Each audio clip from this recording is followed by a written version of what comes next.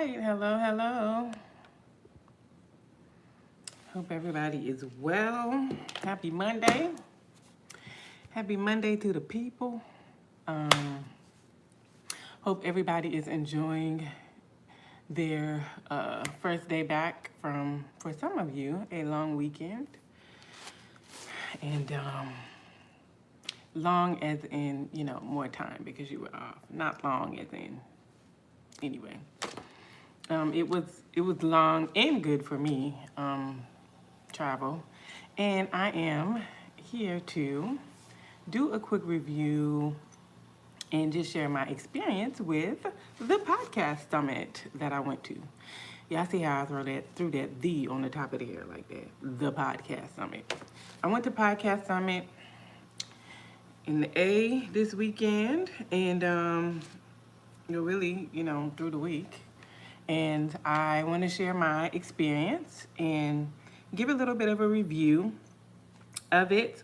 Those of you who follow me on IG, you have already seen, some little snippets of day one and day two. It was 2 days for me. For some people, it was 3. I had a general admission ticket, and so I will share with you what those 2 days were like for me, and some experience, my experience of it, how I experienced it, as well as some reviews on some of like the logistics, some of the, just observations of the event, as a patron of the event, but also, as someone who has participated in a lot of different events over the years, either, as a part of the presentation of it all as far as speaking or singing, but also, as an attendee. Also as someone who, has helped to host things, I just observe and I notice certain things, and oftentimes, I'm not like, I'm not going into a situation intentionally looking at particular details because I am very much a reflective person, and things will come back to me. Some things will stand out to me in a moment, but oftentimes I realize how much I took in later when I'm reflecting. So I'll get started with that. So for those of you who are new to my channel, I have a little handful of new followers, and some people who may just be watching and you're not subscribed to my channel yet. Let me introduce myself. So as you can see, my channel is named after me, A Dose of Danetta, and the reason why I named the channel that at this juncture is because it's just a little bit of me. It's a little bit of lifestyle. There are like faith-based encouragements, talks.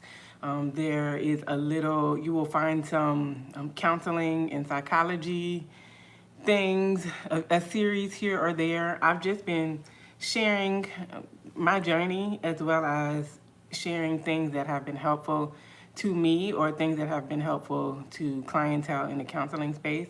And it's also been a place where I have allowed people in a little bit to just what my creative journey has been, what my journey in life has been over the past couple of years.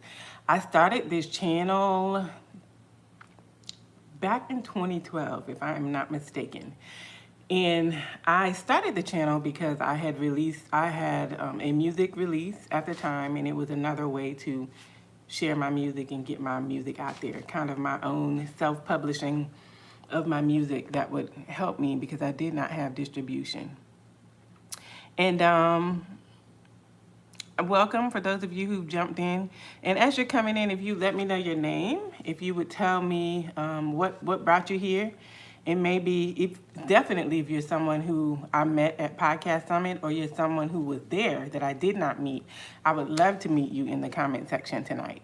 So yeah, I started the channel I uploaded my last project that I actually recorded on this channel, and that was my first offering on my YouTube channel. I didn't start the channel to be a content creator, although I enjoyed YouTube. I was just kind of getting into YouTube, but not so much. And so when I got on YouTube, I'm sharing that now. I just saw someone drop the question. They said, "What's your channel about?" I'm telling you right now. Thank you for that question. So when I started the channel, it was just to share my music. But then maybe a year or so later, hi there, I became a natural girl. And it was during the era where, the naturals were ruling YouTube. And it was still in a space where people were just sharing. It wasn't a huge thing to be monetized per se on there. That has grown by leaps and bounds in the past decade. But at the time, I was on there looking at people who were doing their makeup. But for the most part, I was on there trying to learn how to take care of my natural hair. So let's see. Yeah, I was trying to learn how to take care of my natural hair.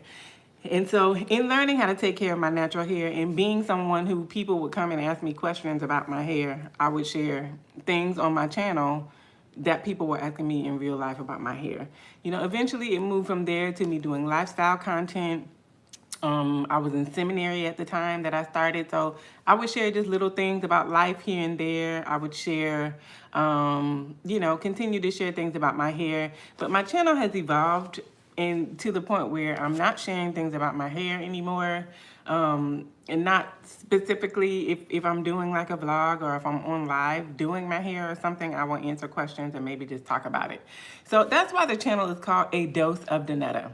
But what I want to say now is that one of the things that is going to be more scheduled and a lot more specific in nature about my channel is that my channel will be the main place where I will stream my podcast that will be put out there to the world within the next couple of days. And it is something that has been formulating over the past few years.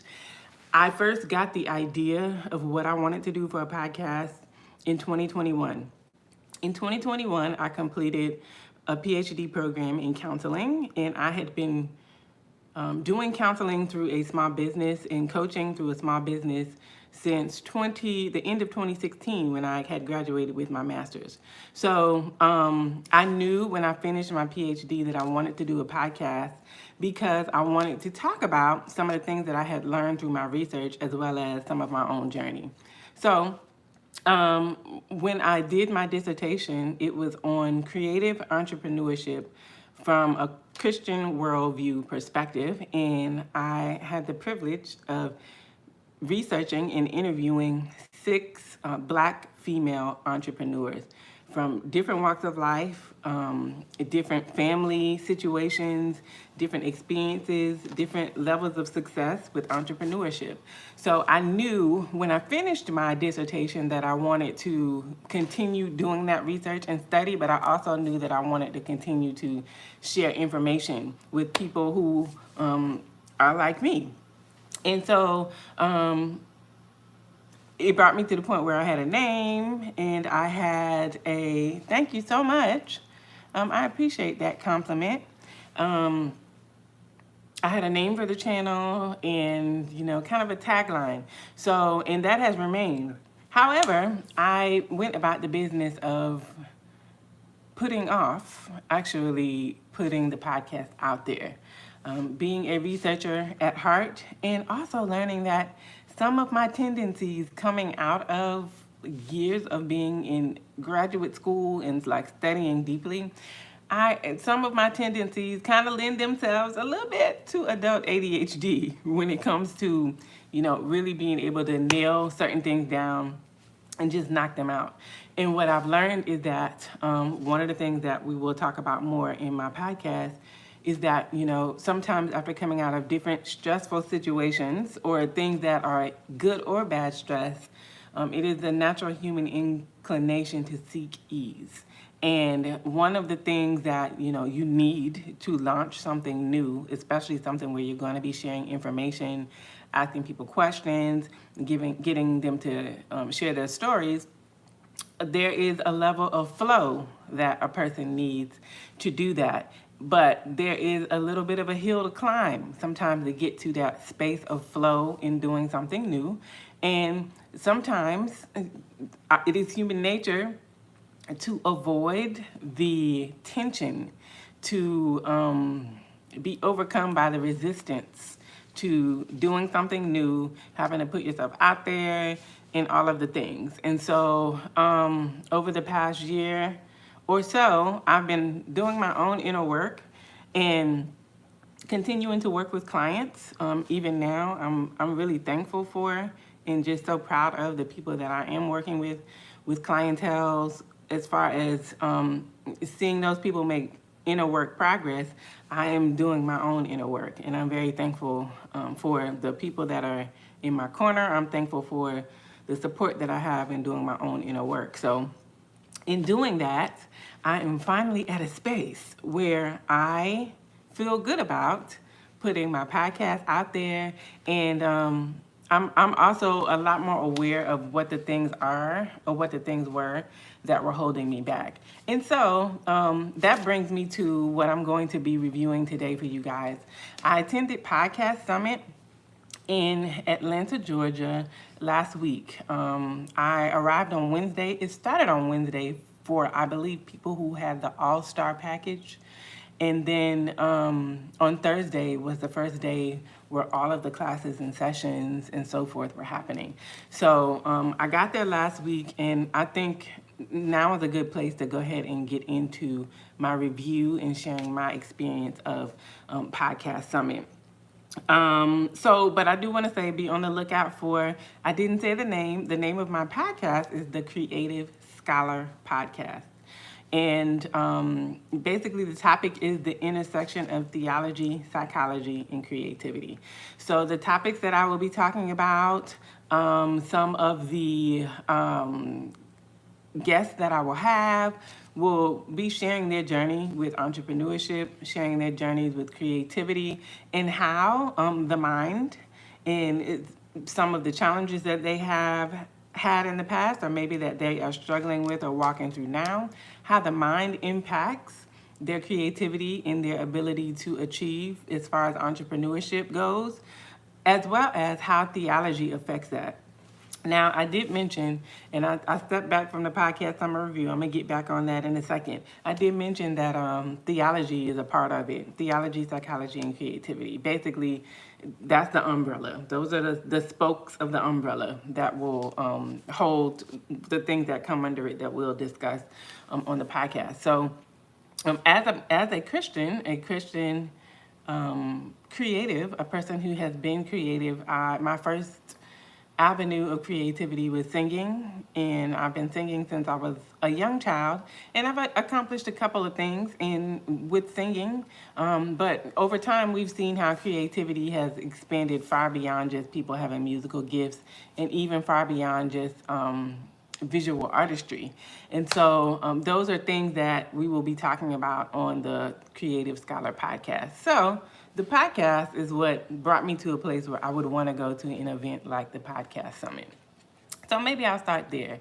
I went to, I believe they were calling it the Podcast Summit Tour in the spring, where Mr. David Shands, who is the creator of the Podcast Summit, was traveling the country to share with people in different states about podcasting. And he gave a very, I guess, standard framework of why he believed podcasting was important and something that, people should get into, as well as the ways in which podcasting supports a person who has a business, or even a person who may not necessarily have in mind that they want a business, just seeing how there is money that can be earned through podcasting, and it can be a way of a second form of income for some people, but for others it can be a way of earning a full-time income through different means. So I won't try to break that down, but basically I went to the Podcast Summit tour in the spring. It came to a city near me, and I went to it, and he had this thing where he, y'all know, like the sticky note, well, I'm saying sticky note because that's what I use, but basically the easel with the, big notebook, the big piece of paper on it. And he wrote like a couple of elements of how a podcast um, is helpful to a person with a business, as well as, helpful to just, I guess, legacy, posterity, something that a person would leave behind for other people in the coming generations. So he drew a couple of things on the little board thing, and when he did that, about the three things that you need, the three things that kind of come together to make podcasting a viable way to earn money and to help your business. And pretty much I had the three things already that he had mentioned, and it was like he was showing how podcasting actually ties those three things in. And so I was like, okay, yeah. I realized when I went to that, like, I am thinking about this the right way, and thinking that it is something that would enhance my present goal when it comes to business, as well as doing things in the counseling and coaching space. And so I went to that in the spring, and because I had a good experience at that, and because I was able to kind of conceptualize how it would be worth my time and my money to travel to the actual big event, I went ahead and I purchased my ticket. I think maybe the next day, either that night or the next day. I went ahead and purchased my ticket, and I went ahead and reserved my hotel room. So I did that in the spring, and that was actually something that I'm really glad that I did, because when the summer rolled around, my full-time work is in education. So but I'm a part of a counseling team. So in where I live, the counseling team gets a much shorter summer break than the teachers. Our break is longer than, I believe, it's longer than administrators, but it is shorter than teachers. So where teachers may have 7-8 weeks of a break, the counseling team has a month. And so, knowing me, I may have questioned and second guessed my schedule a little bit more had I not already made the commitment to going. And I made the commitment, not just in word, but in deed. I put my money down. I brought the ticket, and the ticket was discounted because it was early bird. So, that was a no-brainer. But, paying for the hotel was just like, okay, we're doing this. And I have to say that it was definitely the right decision. It was the right thing for me to do. I knew it would be good, but then there was that part of me that was like, I can, learn from being a part of the online communities that they offer, and I can just watch the podcast and just, watch the different guests that they bring on and get the knowledge that I need. But one thing I know for certain about myself is that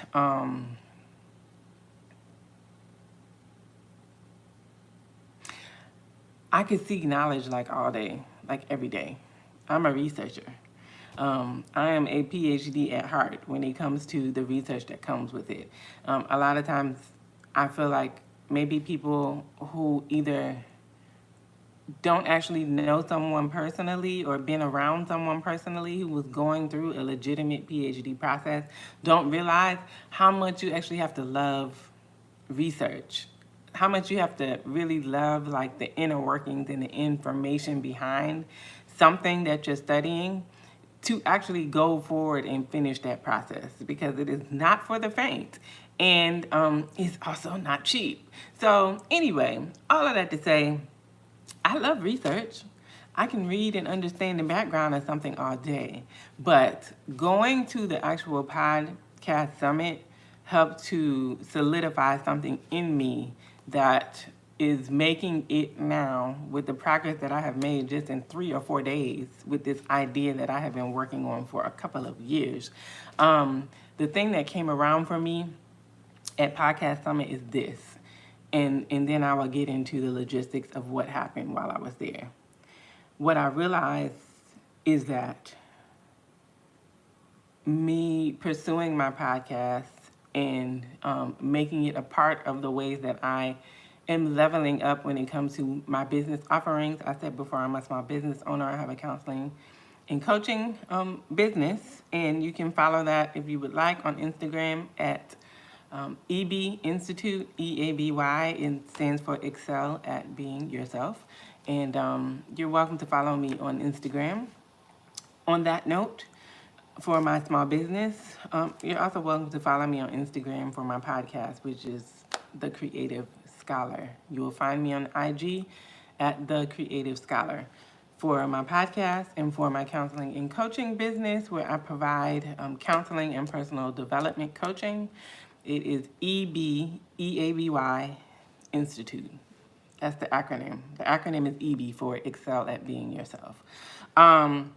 But the thing that I realized that like I needed to click, that has kind of been like being chipped away at over time, is that I needed to solidify that having a podcast and doing my work when it comes to my work and my business is not just a good idea. It's the right thing for me to do. It is the responsible thing for me to do. It is the proactive thing for me to do. It is the thing that actually can impact future generations in a way that is beyond what is going to tangibly affect me in this world. And I share with you how I came to what my new motto is when it comes to me and my business, as well as encouraging other people to do whatever inner work and outer work it will take for them to accomplish their goals. Is that it's not just a good idea, it's the right thing to do. And I will share with you as we get closer to the end why that is such a thing for me, why that is what I needed to come to start to actually see the kind of progress that I know that I'm capable or knew that I was capable of making. So we'll come back to that. Now, as I said, on Wednesday is when the podcast summit started, and I believe it was for the people who have, there was a private dinner, and you could register early. So thankfully, I was able to get out of here and make it to Georgia, and I got there. The early registration was over at 7:30 or 7 or 7:30 p.m. I got there like 30 minutes prior to the early registration being over. I came down again later after I had checked in, and I saw that there were still some people around. So I think maybe they waited around to see if more people would come. But they had let us know that the cutoff time to register early would be 7:30. I got there and I registered. And so, I meant to show y'all the bag. I'll show y'all the bag as well. So this is what came in my bag. Let me go get the bag. I'm gonna go get the bag so y'all can see it.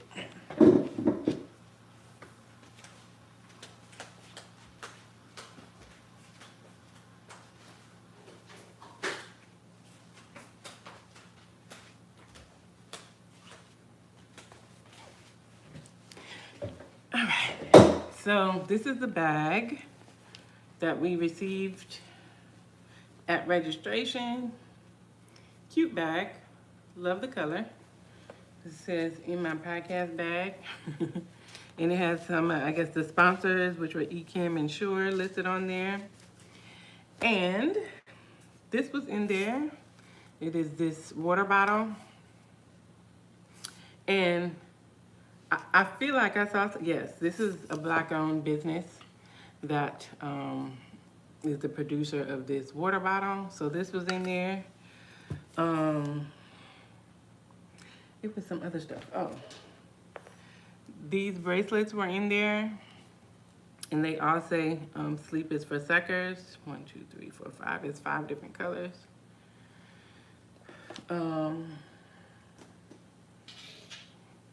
This pen was in there, and I put this on a jacket. I do love a good pen.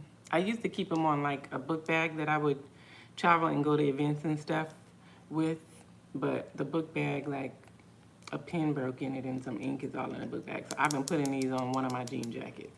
So really cute. The pen says SI4S, which sleep is for suckers. Cute.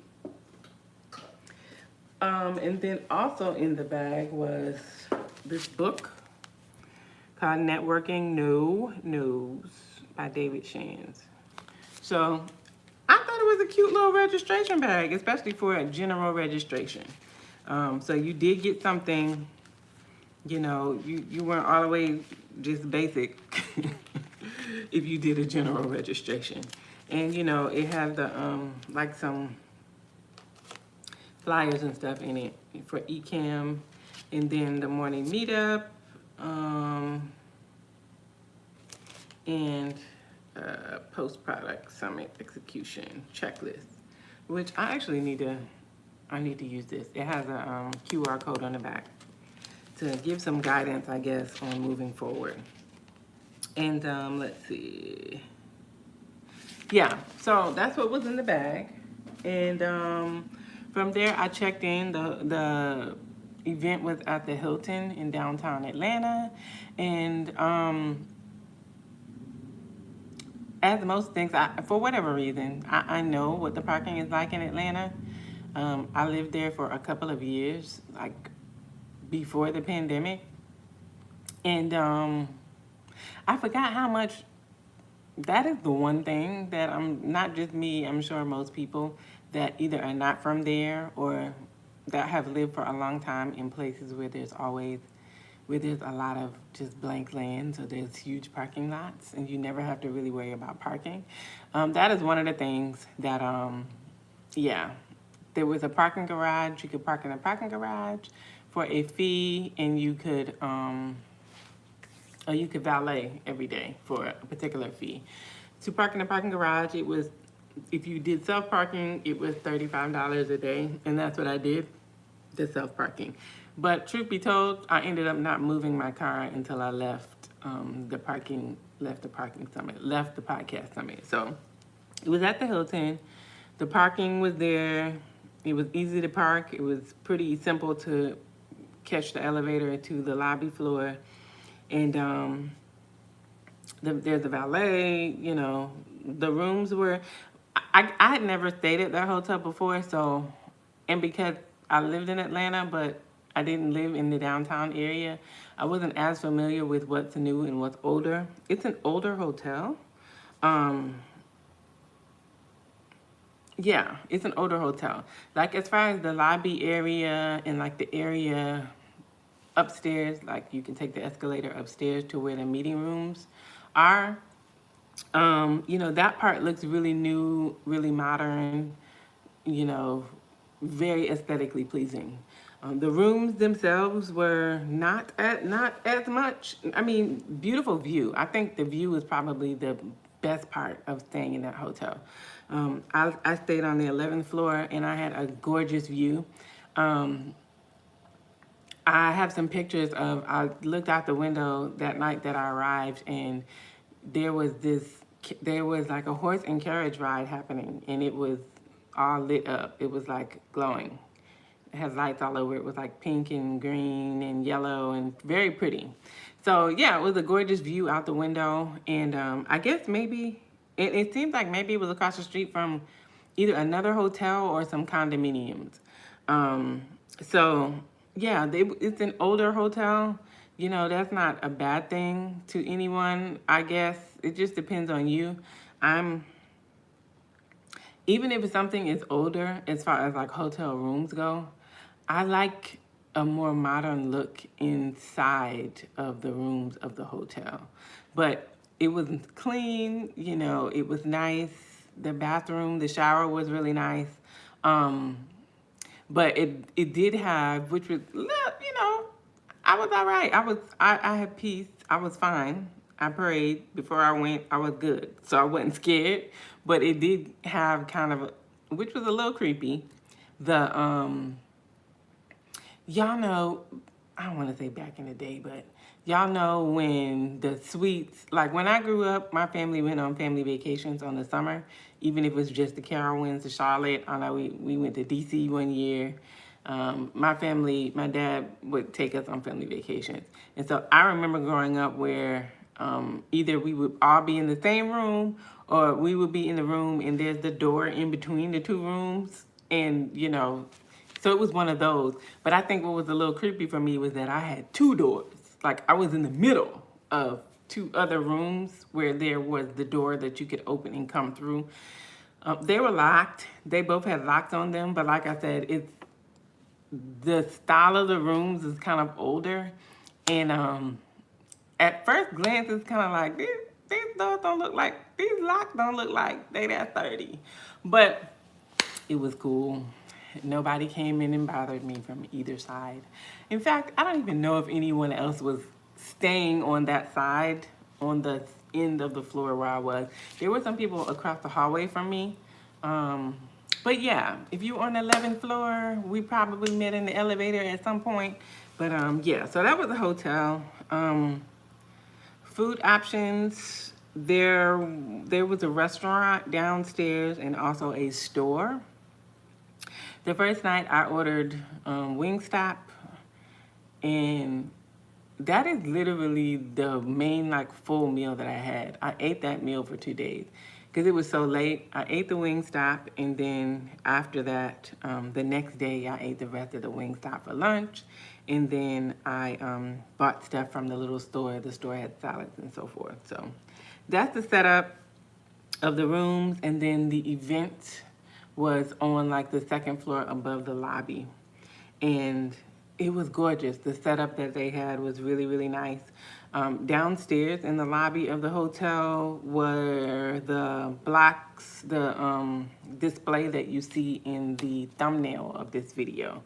So really cool, really great place to take pictures, to really good pictures of all of the speakers.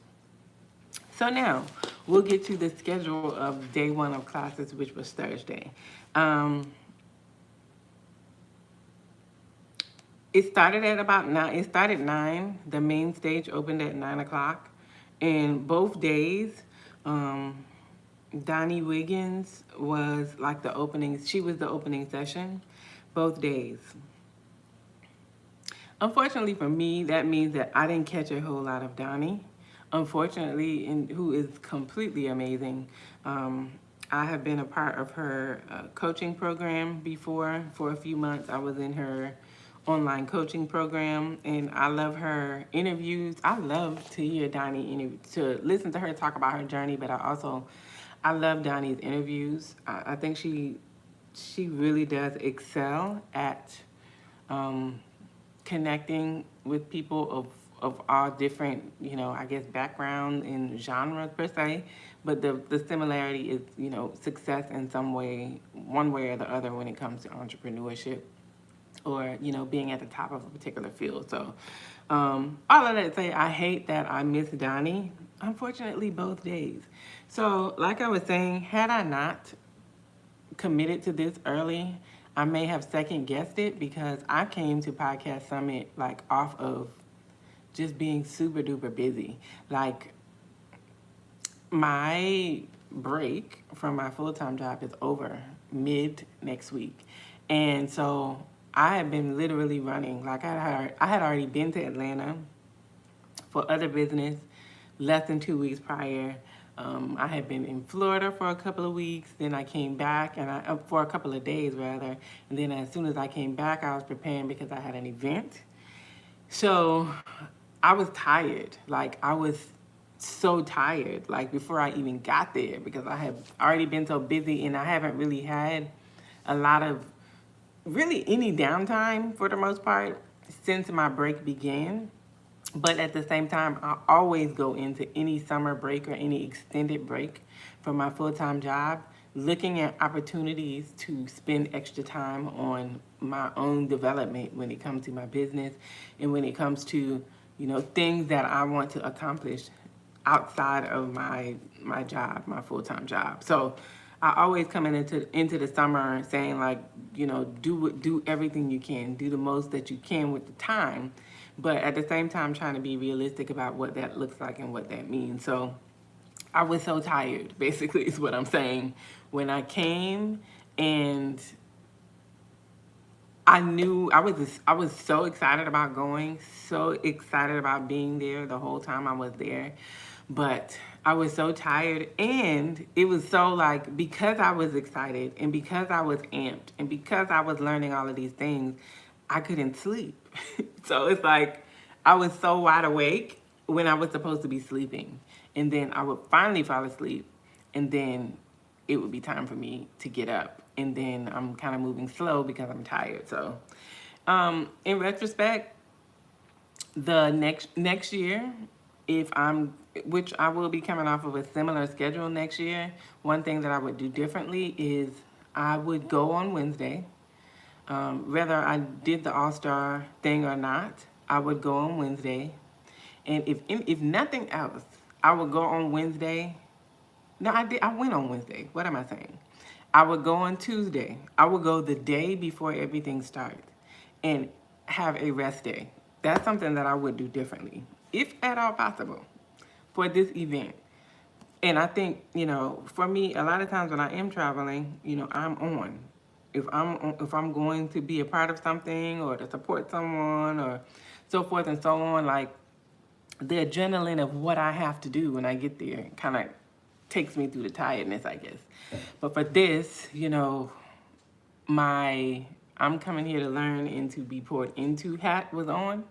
So the adrenaline, I guess, that I needed to still thrive and really operate off of 2 or 3 hours of sleep, the faucet it wasn't coming the way it normally does. It would come at night when I was supposed to be asleep. So yeah, moving on. When it comes to the schedule, Donnie was the opener. And then, so I did catch some of Donnie the first morning, but not all of Donnie. And then Willie Moore Jr. was the keynote speaker, which was really exciting for me because I had known Willie Moore Jr. I had known his content for years. From before it was super popular to have shows on YouTube.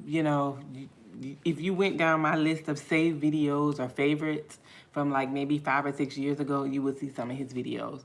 So even though I haven't followed him as closely in recent years, I knew he was doing big things. I saw that he was on the radio and all of that. So it was really cool to hear him actually talk through some of the details that were behind the scenes of his journey over these past couple of years. So very, very, very motivational.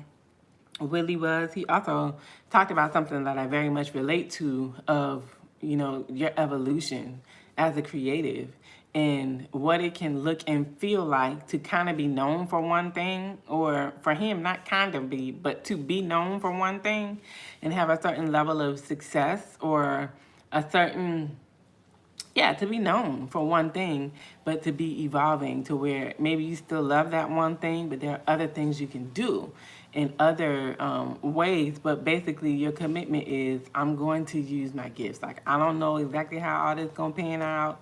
The terrain of this whole creative field is changing. It's expanding. There are different ways to do things than when we first came in. 10, 15, 20 years ago for some of us. But whatever this is, I'm going to figure it out. And I think one of the things that he, pointed out was some of the stuff that he went through when, he moved from where he was to Atlanta. So anyway, I was excited by him sharing his story, but I think if nothing else, I was excited to see him, to actually be in the room, to see him in that moment, kind of knowing his background a little bit, as well as having been one of the people that was a supporter of his content, before he, came to where he is now. And also to really hear, I guess, some of the pain and some of the challenge and struggle of him getting to this spot that he's in right now and still wanting to advance and expand and grow. So that was exciting. It was also, I also love the connection of how he shared David Shands, the creator of the Podcast Summit, impact with him when it comes to podcasting, and how, they both however they met or whatever their journey has been as far as being associates or friends or whatever they are.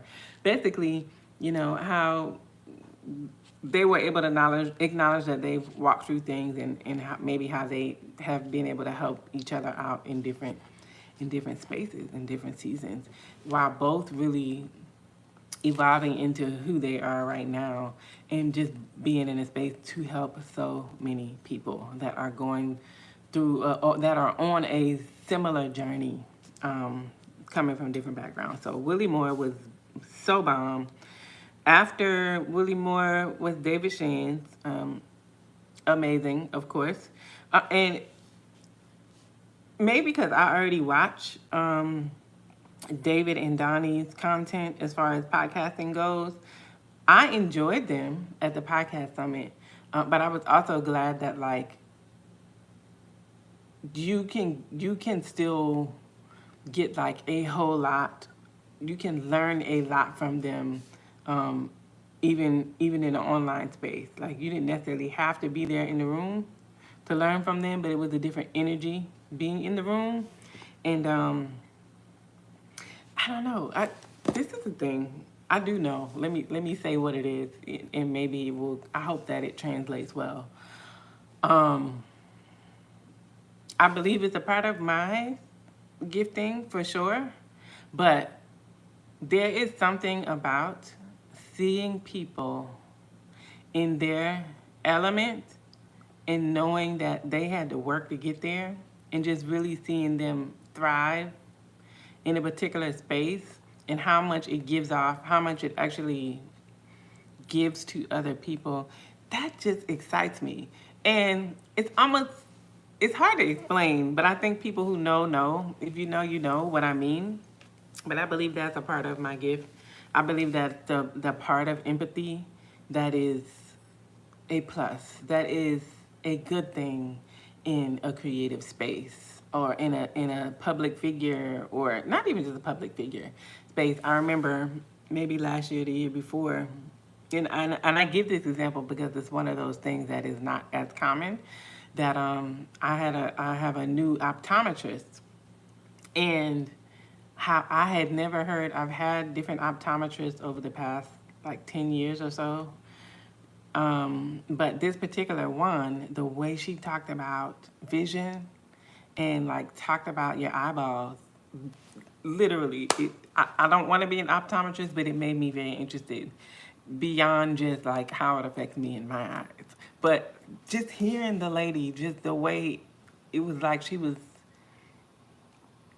think of something that you really, really enjoy that like you just feel so blessed to be able to do. This is how this lady talked about eyeballs in optometry. And it just like, I could just feel something in my gut that I was just so excited, like in my soul for this lady because she loves what she does. So there was just something about being in the room and hearing people talk about their journey. And then for me also seeing like the creator of this event, seeing it be what it was. Like the energy in the room was like, it was amazing. Like the energy in the room was amazing. So yeah, enjoyed David's talk and just seeing like him look out at what all was there. I don't even know what he was actually feeling at that time, but I was just happy. I was happy for them. I was proud for them that this event is what it is. I wasn't at the one last year. Was there one last year? I think there was one last year. I wasn't there. But I'm glad this was the time for me to go. I'm glad that I went this year. So anyway, moving on. Some of the other speakers in the next session, Madi, many of you know him from Instagram. I went to his session on content creation, Instagram mastery. Very encouraging session and very practical. And I think one of the things that I like about Madi's approach is that it is very straightforward. He's very straightforward. But at the same time, you could take it like I want to help you. Either this is what it is. We don't have time to cry about the fact that Instagram changes with the wind. This is what you got to do. And you can do it. And so here, this is what we're doing. So I enjoyed his session. He came across very much to me how he comes across when I read the things that he posts on Instagram. So Marty's session was great. I love that he broke down in a very simplified fashion what is different today on Instagram, July 2024, than maybe what it was in January. And here are some simple tips of what you can do if you want to gain more traction. But if nothing else, you have to make sure you post. You might not have to be as funny about when, but you gotta post and you have to be consistent. All right, there was another gentleman that covered podcast setups for every budget. And I want to say that is that the same guy who did? Yes, I'm going to get to him. But I didn't go to that one. I went to Marty's. Great. And I will say this as well. For people who watch these creators on socials, maybe you consume their content, they feel, to me, all of these people felt authentic to what I have experienced of them online, but also it is a different feel in the room. And here's what I think it is.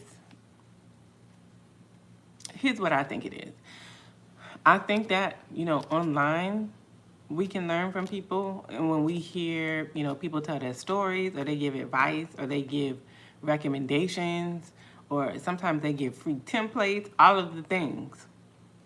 But it is another thing to be in the room hearing very similar things, but I feel like more of people's story comes out a little bit more when they actually can look you in your face, look at the faces and connect. And then I also feel like you being in the room is a reminder, and it helps solidify that you're supposed to be there. It solidifies that, like, these people are flesh and blood just like you. But it also solidifies that, like, there is no way around the work. Like, sometimes I think when we learn from people online, there can kind of be this myth in a way that, like, people are only this elite group of people can find success. And while we know that's not true, and while most of the people who teach these different types of things that are relative to entrepreneurship will say all day long, you got to do the work. But a part of doing the work is being in spaces with other people who are doing the work. Because it takes it beyond the idea that you're doing the work, and it puts it in your face, ways in which you have to be able to just be like, oh no, I'm not doing it, or I'm kind of half-stepping, or I'm doing the work, but I'm doing the wrong work, or I'm doing the work, but I need to do these other things as well.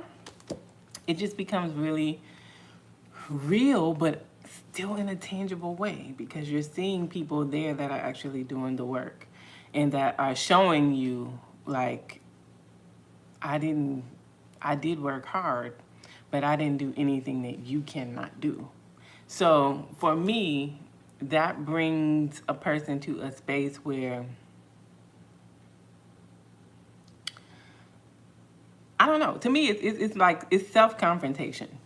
Because you're there, these people don't know you. So when they're sharing these things and it's resonating with you, it's a space of self-confrontation. And the difference to me between being in person at these types of events, if they are good events, and being online is that online you can kind of just keep consuming. You can keep ordering books that people recommend. You can keep watching videos.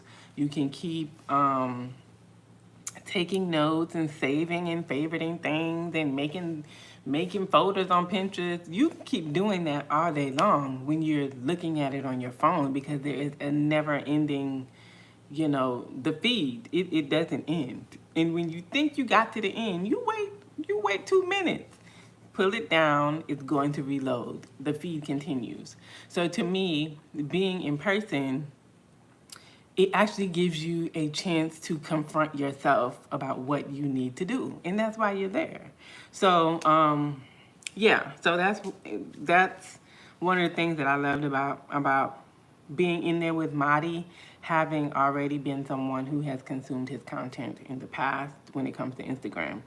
It's almost like you almost can stop, especially if the person is just giving you straight like this what you gotta do.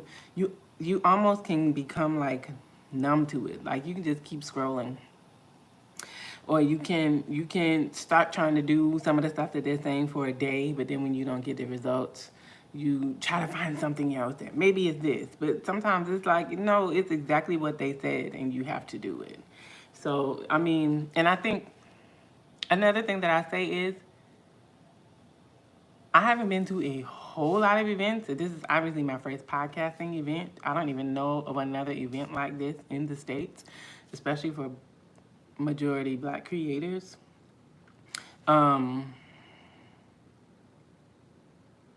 But I don't really talk about events like this. I mean, if it's really good. I think maybe I'm motivated to talk about if it's really good.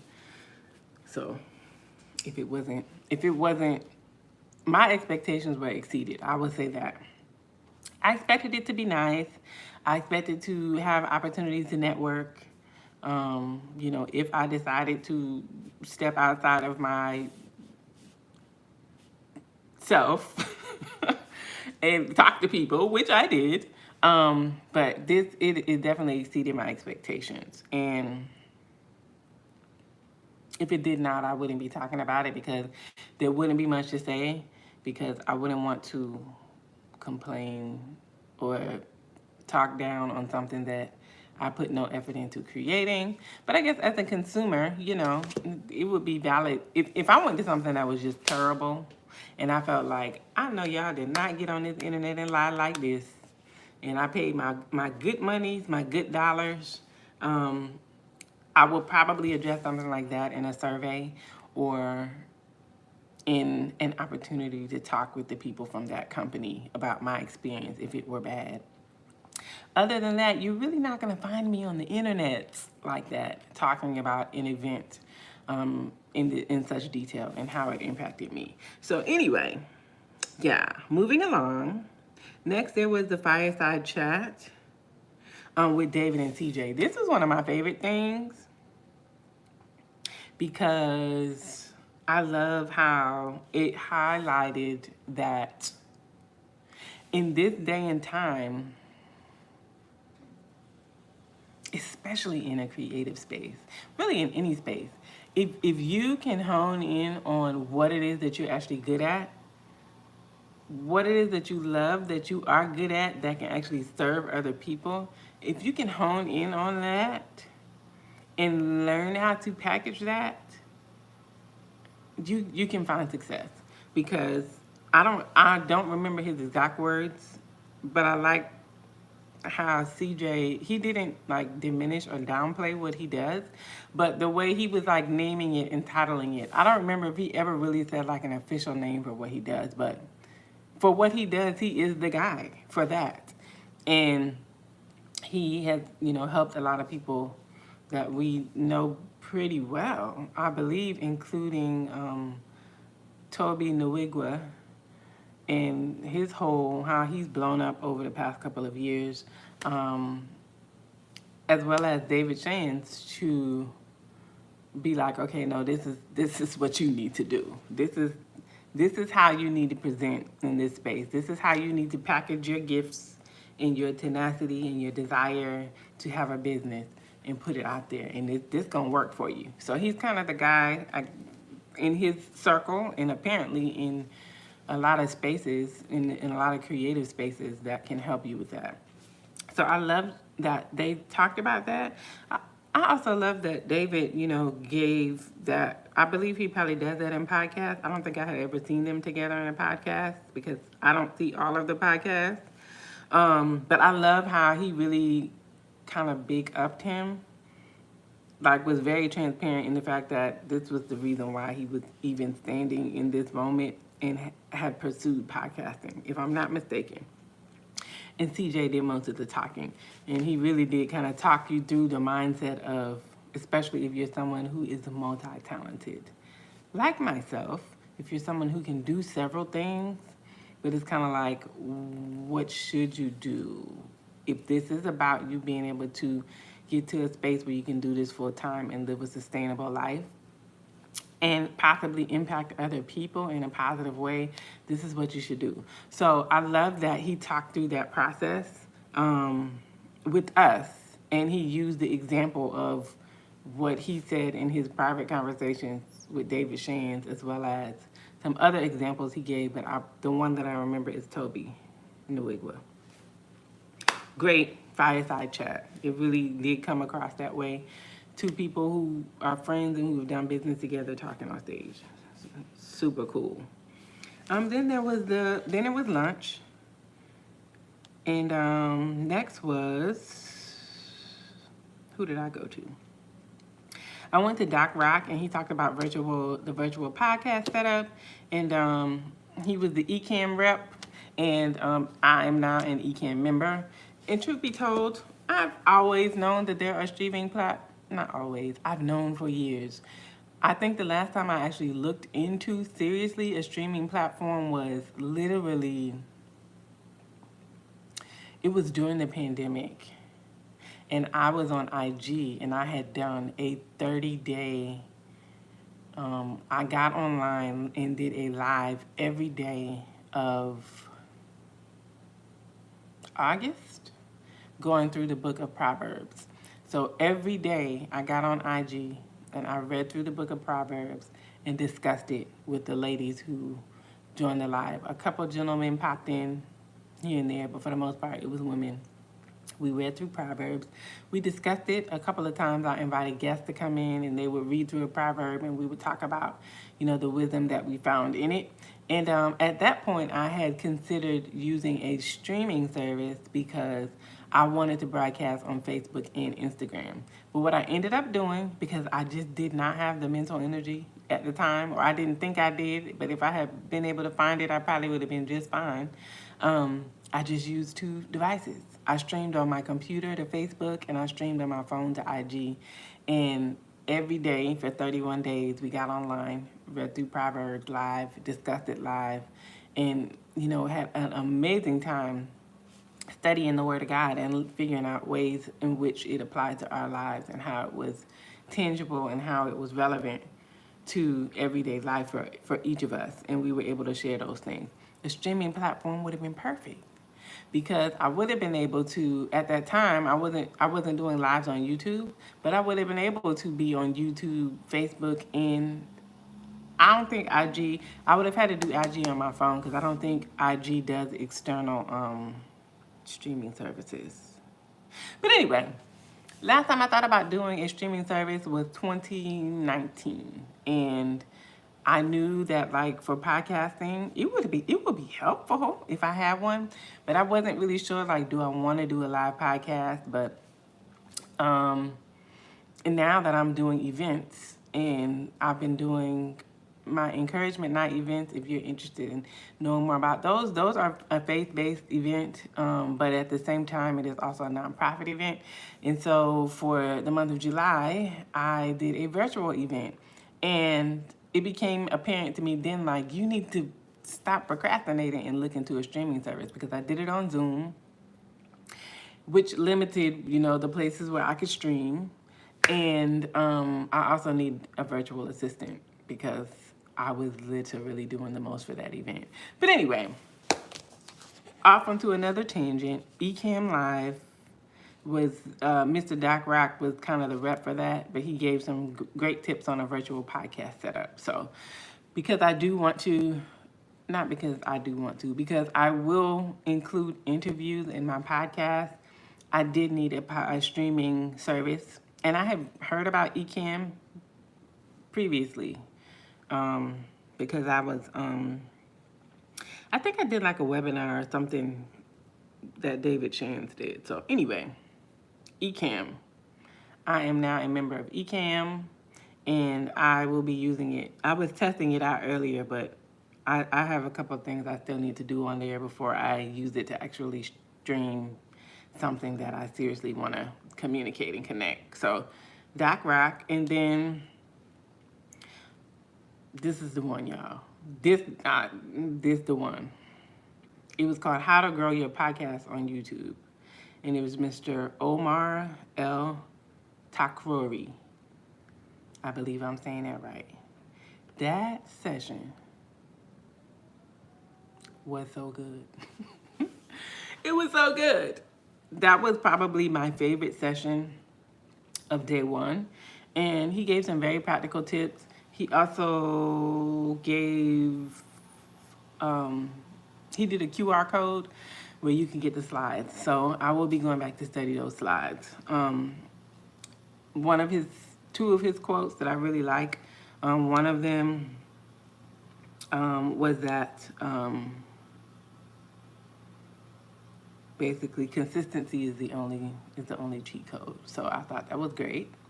This is another reminder for those who, all of the overthinkers, all of the procrastinators, all of the I gotta have the best life, the best equipment, the best this, the best that, the best this to start. It was still a reminder that you can have all of that. But if there's nothing in you that is going to make you consistent, you still are not going to get to where you're trying to go. But I love that he gave some really practical ways of how to be consistent. Another quote that he made that was very impactful, and that resonates with me highly because I have found it to be true and am currently finding it to be true, is that the work works, is what he said. The work works. Either it's going to work for you or it's going to work on you. And that can so preach, and I'm pretty sure many of you probably can relate. Let me know in the comments if you are here and I met you at the podcast summit, or if you were there, or if you know any of the creators I'm talking about. Because after the podcast summit, I went and followed all of those creators on YouTube. And a lot of them on Instagram as well, because the event is over, but the need to figure out these steps and be consistent is still there. The need, the purpose for why we all showed up to that event is still there. So continuing to consume that kind of content on a regular basis is going to be to my benefit. So if you have not ever heard of this gentleman, please follow him on YouTube or IG or both.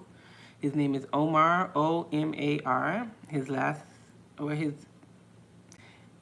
It's Omar, and then it's L, capital E-L dash Takrori, Takroro. Type it in, follow this gentleman. You're gonna enjoy what you learn if you're trying to grow something, or if you're trying to just make headway and make progress in a space.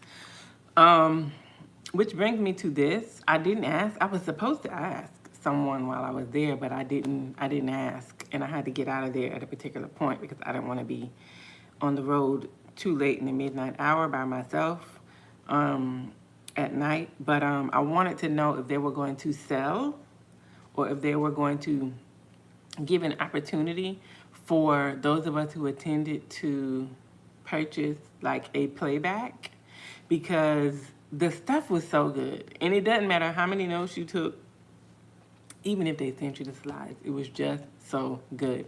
And you had to choose during each segment who you were going to watch, who you were going to see. What am I saying? Whose class you were going to go to, whose session were you going to sit in. There were usually 3 sessions going on at once. I would have loved to see the other sessions, but I believe at each, section, I chose the right one for me. We're coming to the end of that first day of classes, which was Thursday. I attended Isaac Hayes, The Psychology of Building a Fan Base. That was also a really good session. It seems like that one was also kind of a fireside chat style, because it seems like he was on stage. He was on stage with someone, but I don't have the gentleman's name here. But I do know that the guy that he was on stage with does also have a podcast, and I've also seen him on Social Proof before. Anyway, great session as well. That one was very entertaining. And then last but not least, at the end of Thursday, Marcus Rosier, I'm not sure which way to say it. I don't remember. Please charge it to me just not remembering. Marcus Rosier. Oh, he was so good. He was charismatic, so that made it good. But he also was very like motivational when it comes to like the way you have to think around accomplishing things. I will say that I did follow up with watching some things from his channel since I've been back. And money is his thing. Yeah, he talks about the ways to think about and use money. And, very relevant to entrepreneurship. So, yeah, if you have never heard of him, follow him. You're going to learn some very smart, practical things of how to think about and use money. His name is Marcus Rosier or Rosier. The Marcus is spelled Marcus. Last name Rosier. Brilliant young man. Great things he shared about money and about just the mindset. Very motivational guy to really make you think about the way you think, about the things that are important to you, the things that brought you to a place like the Podcast Summit. So that's that on that. And then David Shands was at 5:30, or at least that's us on this thing. I don't quite remember if he came back out. It seems like he did. He probably closed it out. All right, that was day one. Donnie had issued a challenge at the beginning of the event for people to interview, I think, 10 people, or conduct 10 interviews, be interviewed 5 times, or interview 5 people. And I'm gonna keep it 100. I think it was an admirable challenge, and there were people who did it. But I think because maybe I was already just super tired, and I was so like overstimulated already, I didn't think I would be able to do any interviews, but I was open to them. And while I didn't end up recording any interviews, I did end up meeting up with a handful of people that are in a similar space, like the mental health counseling and talking about the psychology of different things. I did have some conversations with some of those people. We did talk about doing interviews. Like 2 of them said they wanted to interview me. And I was open to interviewing them as well and recording those, even though I didn't quite have a concept for how I would necessarily use them, but I would have used them. I would find a way to include them in a segment once my podcast is released. But I did make some good connections from some people that we've talked about doing interviews, and we have contact. We've exchanged contact information. Which leads me to the last day. And I did say this in the survey that they shared. I think a suggestion to me would be to give a little more time in between sessions, because what would end up happening is a session would kind of run over, or maybe it would start a little bit late, and then like instead of having like 5 or 10 minutes in between sessions, you really didn't have any time between the sessions. No biggie to most people, but for me, it's kind of like I would have liked to have had a nice little 10 minutes in between. Maybe not in between all of the sessions, especially ones that were like 30 minutes. But anyway, all of that to say, one of my recommendations was to include a dinner break. We had a lunch break, but then it was after lunch, you just went straight through, and then it's over, and then you go do interviews. But my recommendation was to include a dinner break, because to me, if you have a dinner break and then you do that last big group session after the dinner break, you've given people a chance to rest and a chance to eat something, you know, regulate your blood sugar. And then, you know, you have more of a wherewithal to do interviews. And I know, you know, part of this is to be on your grind and so forth and so on. However, if your blood sugar drops too low,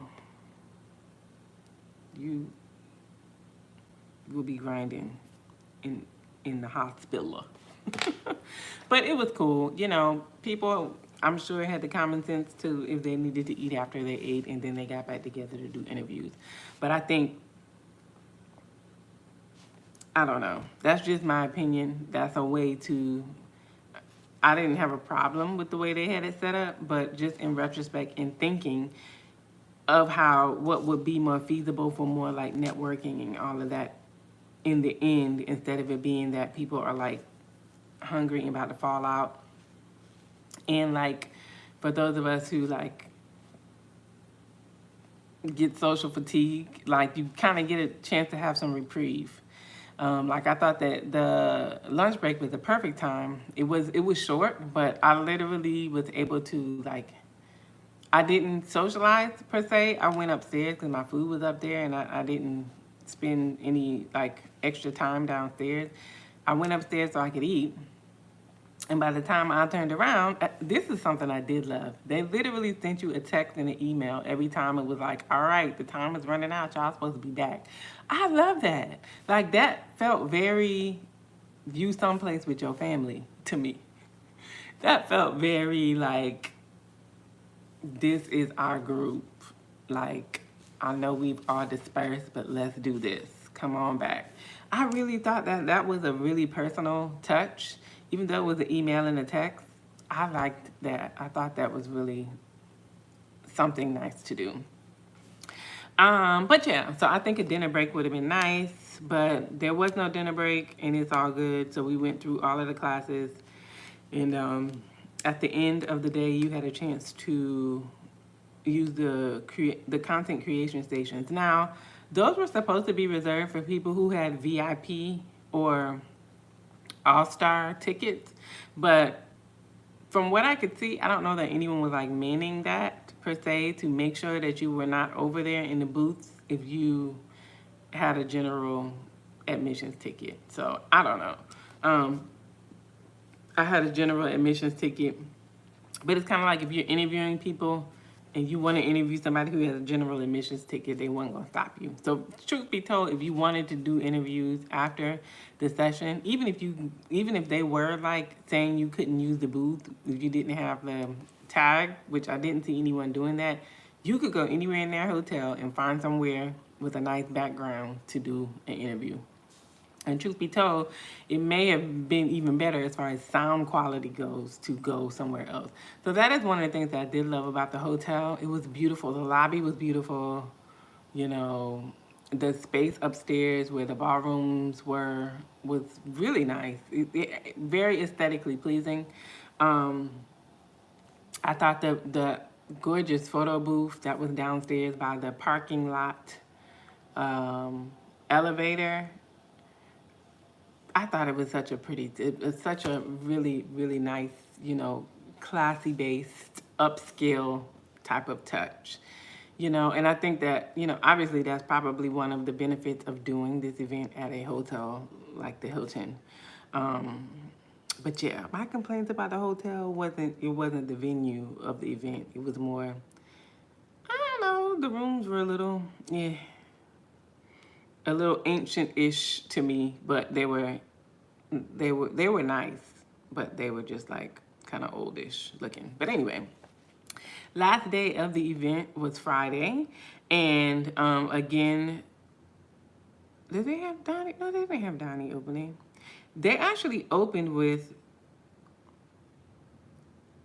I'm not sure if Donnie opened it or not. So yeah, so another thing I would change for myself next year is I would come a day earlier than I came, and I would leave a day later than I left, because I had only booked 2 days. And if I had known then what I know now, I would have also stayed Friday, because that way I wouldn't have had to miss anything. I would have stayed all the way to the very last session, and then I would have stayed the night and then left the next morning. One, that would have alleviated me needing to check out before I went to the event, and it would also have alleviated me having to leave an hour early because I didn't want to. And I'm so glad I left an hour early now because I literally went into like a violent rainstorm. Slight exaggeration. It was raining really. At one point I thought I was gonna need to pull over, or like I was looking out for an exit. But by the time it got that bad, we were like driving through it and we got past where the storm was. I'm saying we, like me and all the other people on the highway. But yeah. So yeah, that's something I would do different. I would come a day early so I could like rest and just like get familiar with the hotel, you know, the area, and just be kind of in chill mode, kind of like bring it down from traveling and all that I had been doing prior to that. And then I would leave. I would check out the next day after it was over. I'm not sure how soon they put out the information about the app, but I did not know about the app until the day of the event. Maybe I missed it in the email, but I didn't know the schedule, and I think I just assumed that, you know, a lot of times 2-day events, they're like all day one day, and then the next day it's over like around noon. So I think my assumption was that it was going to be kind of over earlier in the day on that Friday than it actually was. Once I had downloaded the app, I knew that the last session was going to be over at around 6. So I really hate that I missed the last session because I could have booked another room like at the last minute, but I was just like, nah, I think I'm gonna go ahead and stick with the plan, man. So the sessions that I did see on Friday, this is another thing I like. They gave us the option they sent out the Zoom link to everyone who had registered via email to get information about it. So even though I was actually a ticket purchaser and an actual in-person attendee, I got the Zoom link. So even though I wasn't in the room for the first 35, 40 minutes to an hour of the second day, I was able to watch it on Zoom. So there was a point where I had to, you know, turn it down and click off of it because I was trying to handle my business downstairs. But I love that they gave the Zoom option for people who were not actually there. That's what I wanted to point out. So the first session I saw the hot seat via Zoom, and they were talking to the gentleman that was a photographer, and it was good. It was really good. I love that, like, they challenged him to actually make phone calls and things of that nature. I didn't see for sure because I was more listening than watching, but I feel like when they called someone named Maya, I feel like maybe it was the Maya that is a business strategy coach as well. I'm not sure. And they had the guy to ask her if she needed photos. I thought that was really cool because they challenged him to just call someone that he actually knew, but then they actually got him on the phone with someone that they knew. And he was able to, I mean, I don't know him, but just the fact that even though he was in the hot seat and they had questions for him that, you know, were revealing, maybe in a way that people may look at as negative, I feel like he was brave to do it, but I feel like I'm sure he learned some things about himself, and he should be proud as well because when he did actually get on the phone with people, he knew exactly what to say, and they helped him. So I heard majority of that, but there was a point where I clicked out of it, so I didn't hear the very end of it. Next, and this is where I want to talk about because this is when I actually walked into the room and joined the conversation or joined the event in person. This was one of many things that happened over the weekend where I felt like, wow, you know, God is really looking out for me, like in different ways. Despite of, you know, I feel like I went there, I had a great time.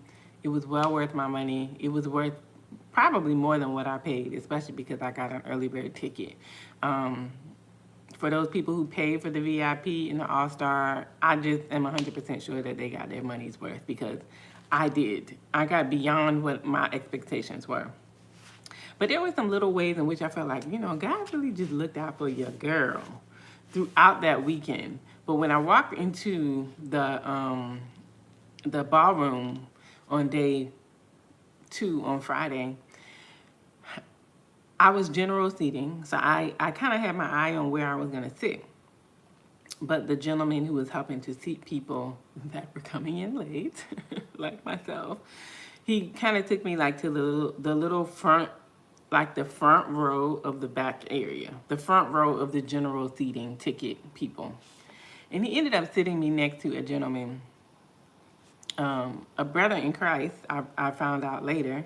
Shout out to Mr. Jeremiah. I did not get his last name. But when I say Mr. Jeremiah was like an angel, like I sat down, and while I was getting my little bearings, because I had my things, I didn't have a lot of things, but I had things that I would have left in the hotel had I not just checked out. Like my laptop and things that, I didn't want to leave sitting in my car. I had to bring in there with me. So that was already a thing. I had things. I had my purse, I had my laptop bag, I had the conference bag. I just had stuff. And they sat me down, and the guy on my right, he was, I don't know, maybe he's working on his podcast. I don't know what he was working on. But every time I saw him all weekend, he was on his computer. He was working. The gentleman was working. Maybe he was, I don't know what he was doing. He was doing more than taking notes. But he was sitting on the right of me, and he had his stuff like so nicely organized. I kind of felt bad for coming and plopping down in between the two of them with all of my things. But he was super cool. He was like, "Oh, nah, you good." He had his little setup, and he was straight. But the guy on my left, Mr. Jeremiah, literally from the moment I sat down until that session was over, he made sure I missed nothing. He shared his notes, everything that he had, because he was like, this is one of those sessions that nobody should miss any of. And he let me know that when they had first come in, there were books on every seat. And this is the book, because the book was actually written by, I believe, the gentleman who was teaching. It's called, this was the book that everyone got. This was the book that was on the seat in the main stage room. So he let me know that, and he clarified after it was over, when he could actually kind of speak up, that there was a book on every seat, and he was like, one of those has your name on it. So, I would not have known that because everyone had picked up their books by the time I walked in, because people were sitting in the seats. But it just so happened that some people had come in and left. So they didn't leave the books, but there were extra books that they had kind of just like put on this table that was in front of us. So thanks to him, I even knew that I had missed that. So I didn't miss out on getting the book, and I did not miss out on any of the slides from Mr. Daniel Priestley, who talked about basically how to use data to win, how to generate and analyze and synthesize data to your advantage when it comes to marketing. So hence his book. So I thought that was so dope that they gave everybody a book. So I'm not sure if none of neither here nor there. But thank you, Jeremiah, if you happen to watch this. Thank you for looking out and for helping a stranger. And then also, I was really inspired by him telling me that I guess he had been watching maybe online, and that, he felt like leading. I knew that he was a Christian from the way he was speaking, that, the Lord led him to actually fly out to be there the last day in person. So that was just one of those serendipity type of moments where I felt like, God was confirming to me as well. At that point, I needed no more confirmation is that I was in the right place. But just one of those little God winks where God lets you know that he's with you, and that he is ordering your steps. So that was just another moment for me, because like I said, I did not properly schedule days at the hotel. I didn't realize I was going to need, I didn't think about it. I didn't realize it was going to go all of that time until I looked at the schedule, and then I was like, I got to check out and blah, blah, blah. Yeah, I will do much better next time because I will know better. But how even through all of that, that it was still, a way was still made for me that I didn't have to miss out on anything, and that any of the resources that were there, that were being offered, that I didn't miss out on those, and that there were so many places in that auditorium that I could have sat. And the fact that I wasn't even going for that particular seat. I was going for another seat, but the nice gentleman that was sitting people spotted that seat, and it was a little bit closer, and so I followed him up there. Because, typically, me being a little church baby, been in church all my life, when you come in after the time that it starts, you don't just be walking all up to the front with your bags interrupting things. So, there are some things that just when it comes to walking into public venues, especially when you're not on the program, if you don't have to walk up to the front and be all in front of people and stepping over folk because you came to stuff late, then don't. So I was going to sit in the back. Well, not all the way in the back, but I was going to sit where it was easy for me to access seats and me not have to disturb anyone's experience. But how, it just worked out, I believe, divinely, that I was able to sit closer to the front of my little general admission session, and that I sat next to someone who already had in their heart and mind to serve and support other people that were there. And so he did not have to help me, and God did not have to allow me to be sitting next to him. So I do so much appreciate that. But yeah, so Dan Priestley was there talking about the marketing score card when I actually sat down. I had been upstairs for a while. Shout out to the ladies who worked the stand that was selling the podcast sweatshirts and the other stuff that I guess came from David's camp. So I was actually upstairs and talking to one of the young ladies there for a while. She was telling me about her podcast. I believe it's called Ride or Lie. And it is a podcast where there will be stories about rideshare, and you have to decide which one is a true and which one is a made up. So she was telling me about her podcast, and she was also telling me about the 7-Figure Podcast Group. So shout out to her. She said her podcast is formulated but not launched, if I'm not mistaken. So I look forward to seeing her podcast, because I did follow her page, but we had a really good chat standing right out there, and then I was like, okay, well, let me get in here because I'm already behind. So I did purchase this. This was the only, I'm trying to think, did I buy anything else? This was the only thing that I purchased from vendors. There were vendors up there as well both days that had different things, but so really cute. This is the, I guess, Social Proof Podcast brand, I believe. So yeah, bought this there. All right, in wrapping this up, Mr. Dan Priestley, B. Simone. So the next one, you could pick which one you want to go to. You could go to B. Simone, Brandy Harvey, or Dollar Toulon's Developing Your Merch Line. Y'all, I wanted all three of those. I really did. That's why I'm like, is there a way in which we can purchase a limited time access to the replays of the ones that we could not attend? Because I really would have loved to hear Brandy Harvey talking about conducting an incredibly engaging interview. I would have loved to hear that one. And Developing Your merch line. I would have loved some information from that as well, because product launching is a part of this 3-strand cord of entrepreneurship and podcasting. I would have loved to be in that session, but I couldn't be in all three. And because Donnie was interviewing B. Simone as well, I didn't want to miss it. I did not want to miss it. So I was in the session with Donnie and B. Simone. Donnie interviewed B. Simone. And truth be told, y'all, I know of B. Simone. I know who she is. But I can't say that I've ever watched her podcast.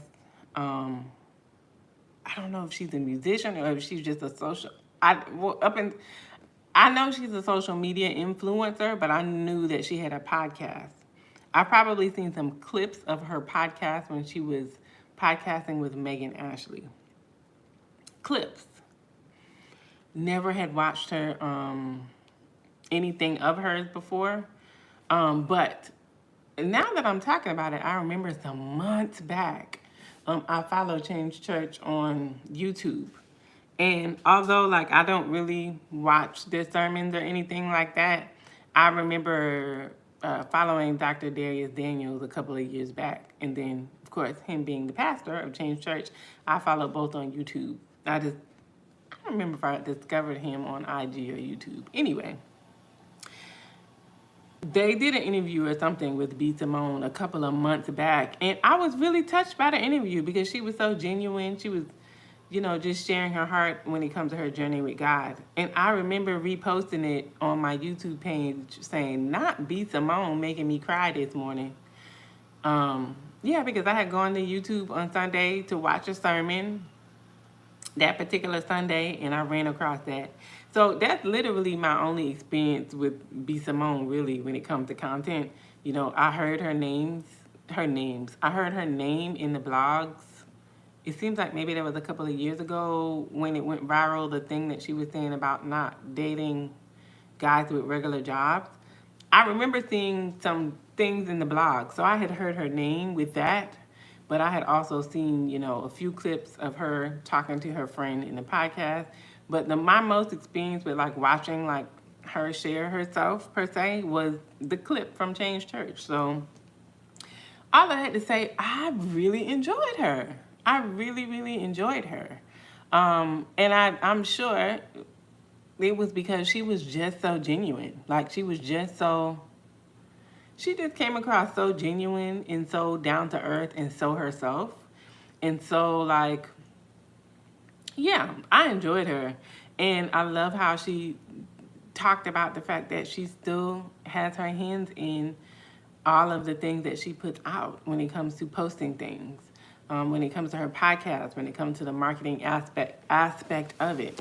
I just thought she was so down to earth. I thought her and Donnie had a great rapport. As well, as far as the interview goes. Some interviews, even if they're good, some of them have more of a this is like two girlfriends who are similar but different having a chat. And then some have more of a just straight interview feel, I guess, which is not bad. But this one had more of they had a good chemistry interview. I really enjoyed the B. Simone interview. And both ladies were so pretty. Now that's something I didn't say. Donnie was just so gorgeous the whole weekend. I loved both of her outfits, and I think maybe the first day because of the colors, it was so pretty. So whoever did Donnie's makeup and styled her in her hair of choice, or even if she picked it out herself, I just thought it was perfect for the occasion. I felt like she, looked beautiful. And, when someone feels beautiful as well, it comes across. And so I got that from Donnie this whole weekend. So shout out to Donnie for just being on it, looking like a boss, but at the same time, like a rich man's wife, as they say. Dope interview, B. Simone and Donnie. Let's see. Oh, now this the one. For Thursday, I said this the one about Mr. Omar. But for Friday, as far as my experience was, because I did miss the last session, this the one. Nehemiah Davis. They call him Neo. Most of y'all might know of him. I've seen him around a little bit more recently. just because y'all know how it is when you follow one or two people in a particular, I don't want to call it clique, but a particular kind of group, the other person's stuff start to show up because people tag each other in different events. So I've seen him out a little bit more. I did see bits and pieces of the interview that he did with Tiffany Montgomery a couple of months ago. But y'all, I did not know this guy was such a powerful public speaker. Didn't know his story, didn't know anything about him. But another thing that made me interested in what he had to share prior to this was I saw commercials about event spaces, which is something that I have an interest in, have had an interest in for a couple of years. Honestly, I've had an interest in event spaces since I moved back to my hometown, because unlike Atlanta, it does not have as many like workspaces. The hotels are limited because there's some really nice places here, but it's a much smaller town than Atlanta, and yeah, it's not as plentiful having spaces where you can do events. So even before I started doing events again, I've been interested in event spaces and workspaces. That's something that I have thought about as a business venture before. So, I've said in the past, like, oh, I would check out his courses or something like that. Anyway, I was so inspired and so impressed by his motivational speaking, and it was called The Millionaire's Playbook, is how they have it titled in the app. But I just love that he pretty much, one of the things that sticks out to me about his message is basically action. Like, just do it. Like, the more you just go ahead and do, the more you're going to accomplish. And how that it comes with a skill set. It comes with a mind frame when you get into entrepreneurship, because you gotta move. Like, you gotta make decisions. You have to make decisions, and you gotta move. You want to make smart moves, yes, but there are things that, like, it's just a mindset, and to me, it's a muscle. It's something you gotta tap into. The way people who make millions of dollars think, if that is the goal for you. Now, I'll say this as a quick sidebar to reviewing the event. I saw one of his YouTubes where he was interviewing someone that he had worked with in the past as a coach, a business coach. And what I love is how matter of fact they were about being people who are money motivated, right? I loved that it was just matter of fact, like, you don't have to feel bad about it. But also taking into consideration that people are motivated by different things to do business well. And even though money has to be a factor, because it's the only way to run a successful business and to be motivated to understand it and know how to use it well and be brave enough and bold enough to do things with money that are not, unfortunately, what the average person is doing. I think there is something to be said about the fact that when you tap into what motivates you, even if money is not your main motivating factor,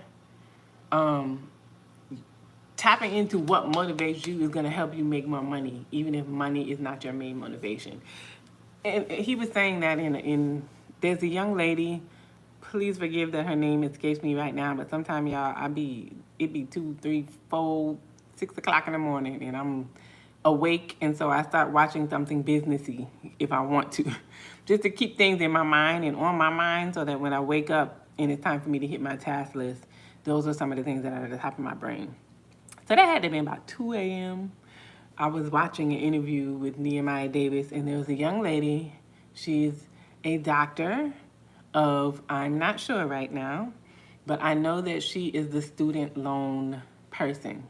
And she's the person that you can go to if you want to learn some options, some good ways to do things with your money around student loans.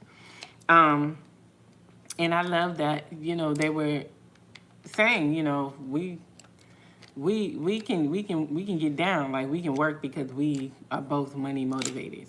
And it really resonated with me because obviously doing what it takes to launch out into full-time business for oneself, it is a journey and it is a process.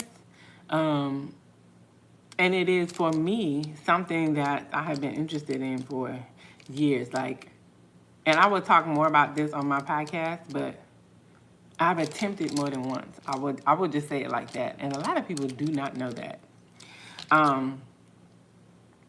about me. But what has always been my main motivation for even thinking like, okay, I have to do this, I have to try this, is it's more like purpose driven, I guess. It's more like values driven that extend beyond money. But even though that is what motivates me, there's a way in which that motivation can fuel the tenacity and the wherewithal that it takes in order to make the money, in order to be focused on the money and motivated on the money in a way that is going to cause me to do things, connect with people, and think a certain way that is going to lend itself to me earning money, right? But the reason why it resonates with me is because of what I feel like, and I said this at the beginning, I left the podcast summit with. I don't believe anything magical happened for me at the podcast summit, but to me, the podcast summit was like the final blow in something that I have been chipping away at for a long time. And what clicked for me, what came into my mind as I was driving home from podcast summit is that anyone who knows me in real life knows that I have walked through some very hard things and been successful in walking through those hard things. I have been able to commit to things that your average person is not going to commit to and be successful in those commitments. I have worked very hard in different aspects of my life. Not in ways where I had to, but it was because it was my choice. But what I realized is that the difference between a lot of those hard things that I have walked through, a lot of the things that I have accomplished that took hard work and took commitment and like years of work, the one thing that I have with those things that I feel like I've been trying to reach or get to with my own entrepreneurial endeavors is that I committed to those things because I believe within my heart of all hearts that they were right. Now, right in the eyes of God. So there are some places where I walked in certain directions because I believed that it was what God had called me to do. And there were so many confirmations for that. And, other things are strictly like, I know that according to the Bible, this is the right thing to do. So it doesn't mean that I've always done everything perfectly and so forth and so on. But there are certain areas of my life where I have had more discipline than the average person. And what fueled that discipline for me was I'm motivated by I want to do the right thing. I want to be in the right spaces. I want to be connected to the right people. I want to be in the right place following the right plan for my life. Like, with anything that I have worked through doubt or any of those things with, one thing that I've always kind of known some things that I wanted to be. But one of the things that I know for certain that I have never ever wanted to be is someone else. There is not one human that I can think of, dead or alive, that I have ever wanted to be. I have always enjoyed and been thankful for the opportunity to uniquely be myself, even in spaces where I was still trying to find my way or still feeling things out or still like discovering, right? I've never wanted to be anyone else. I don't want what belongs to no one else. I want what belongs to me. I don't want nobody else's job. I don't want the car they drive. I don't want their house they stay in. I can be like super happy for you that you got it. But I don't want yours. I want mine. And with all of the hard things that I have walked through in life up until now, with regard to being in the place that God has called me to be in, doing what I'm supposed to be doing, who I'm supposed to be doing it with, when I'm supposed to be doing it, I have been able to walk some of those roads because of the confidence that this is the right thing to do, even if it's hard, even if I stumble, even if I get mad or upset or don't understand God sometimes. I'm still on these roads or have accomplished these things because it was the right thing to do. And so I feel like for years, I have had a hard time nailing down. Not so much, is this a good business to go into? Am I supposed to try to be an entrepreneur? Any of those things, but is this right? Do I have the right motive for this? Is this what God has for me? And I feel like I've been chipping away at that for a long time. But I feel like I was in the right space in my heart, in my confidence in God, and in my confidence now that I hear from God very clearly. And I'm more committed now to actually listening to him and going beyond my understanding than I have ever been.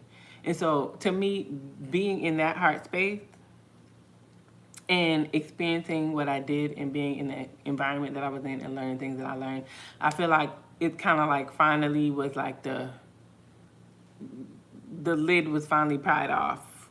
That was kind of like the limitation of not giving my all because I'm not even sure if this is the right thing to do. So I feel like I walked away knowing the difference between like, this is a good idea. This is what the times have called for. You have these gifts, you can do these things, but now it's like, this isn't just a good idea. This is the right thing for me to do.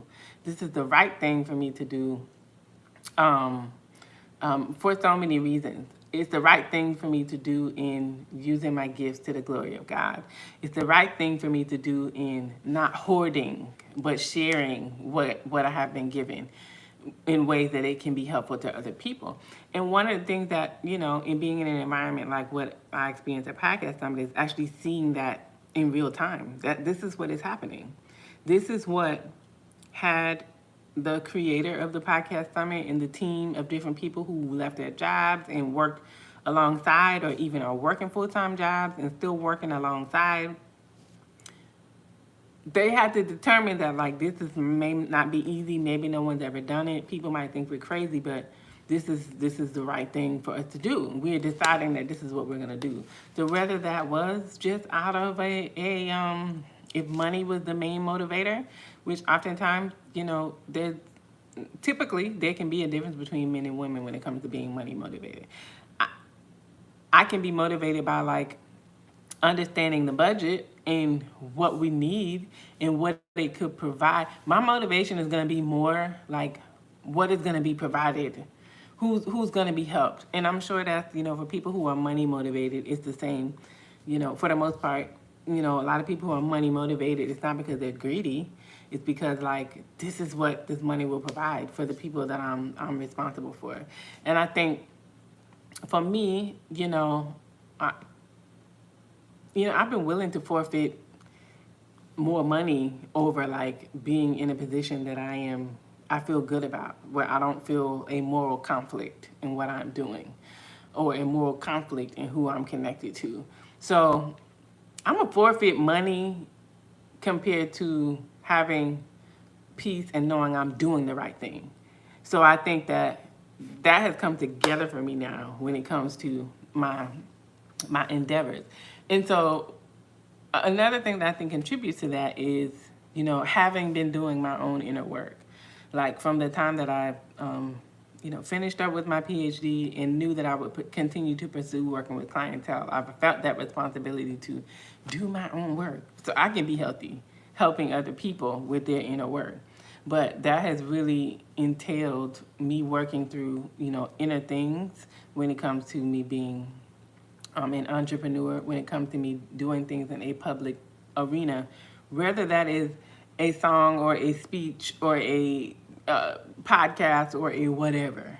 So I'm very thankful, for my experience. I'm glad that things work out. There was just so much providence too, because for me, even when I went to the tour back in the spring, as Providence would have it, my good home girl, that would be the person who would be like, girl, yeah, you should go, was actually in town the day of it and went with me. Didn't even know she was in town. Didn't know she was coming, even though she had told me months prior. I just did not make the connection. Was able to go with me there. So, like, there's just been so many just little God winks for me along the way that was just like knowing that God is walking me through my process and giving me the tools that I need and the mindset that I need to do something well. Talent is not an issue. Credentials, qualifications, competency, it's never been the thing.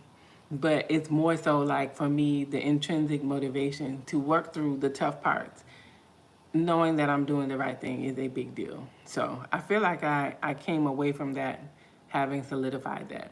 But I have kept you all long enough.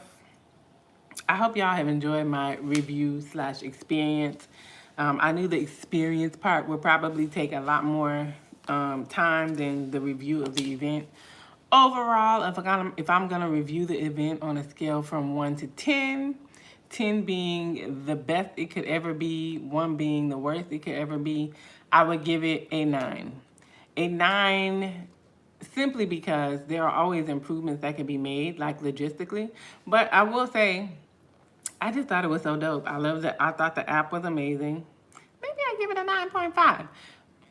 Only thing that I didn't really care for, that they couldn't necessarily control, is I hated that, it was so expensive to park.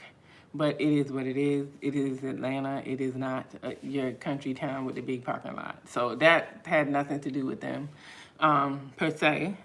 It was worth it to have it in that venue. You just had to pay for parking. Just be okay with it.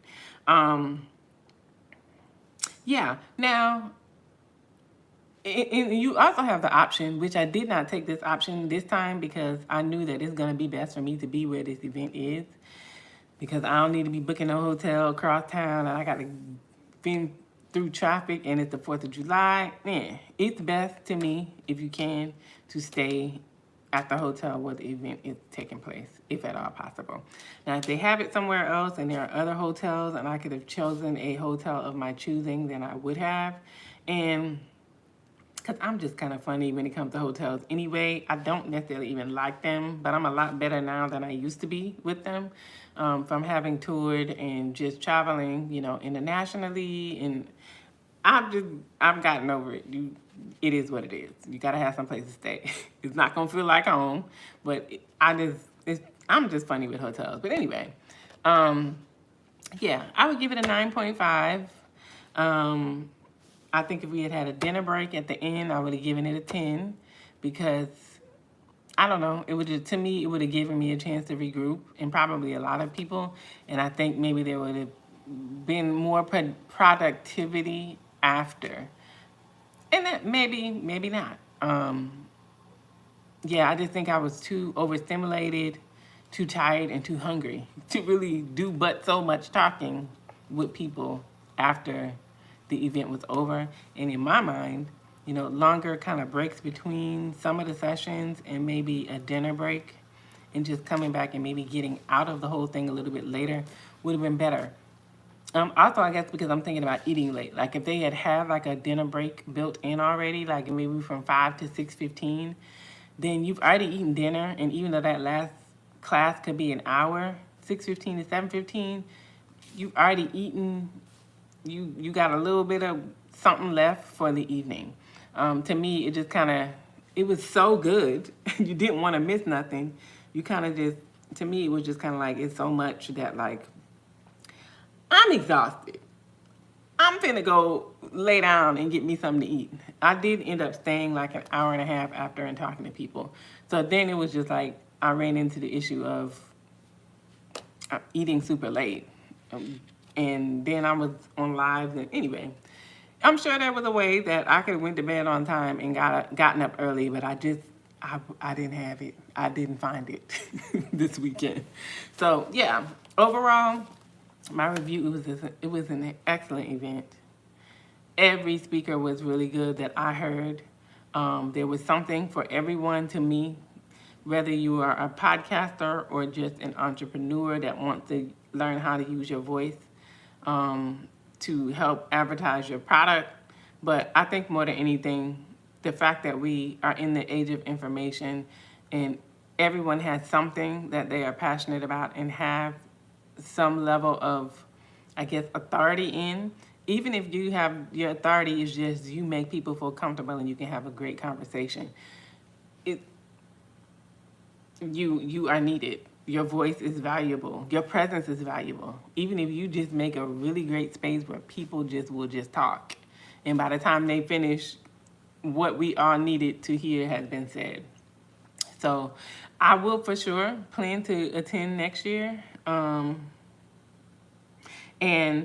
it's nice to kind of have like a time marker because I'm excited to see between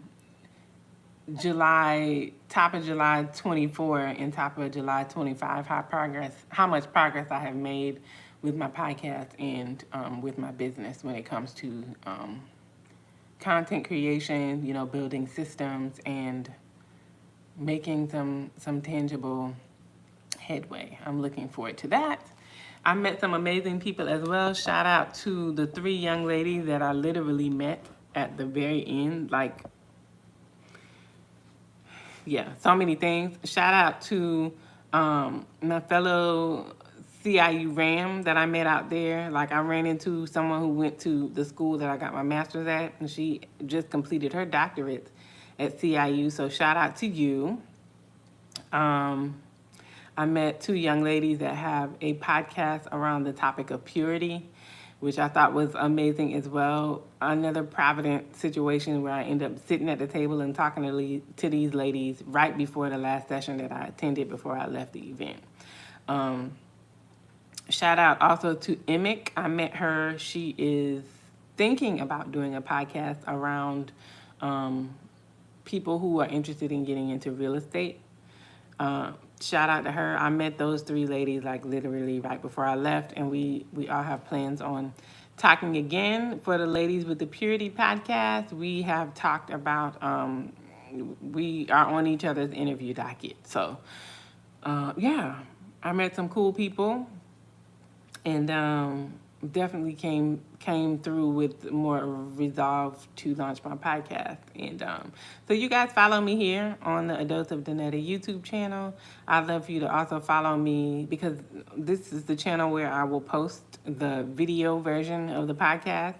But also follow me on IG because that will give you an opportunity to see the clips and know when episodes of the podcast drops. And again, it is the Creative Scholar podcast, and you will find me at Creative Scholar, or the Creative Scholar on Instagram.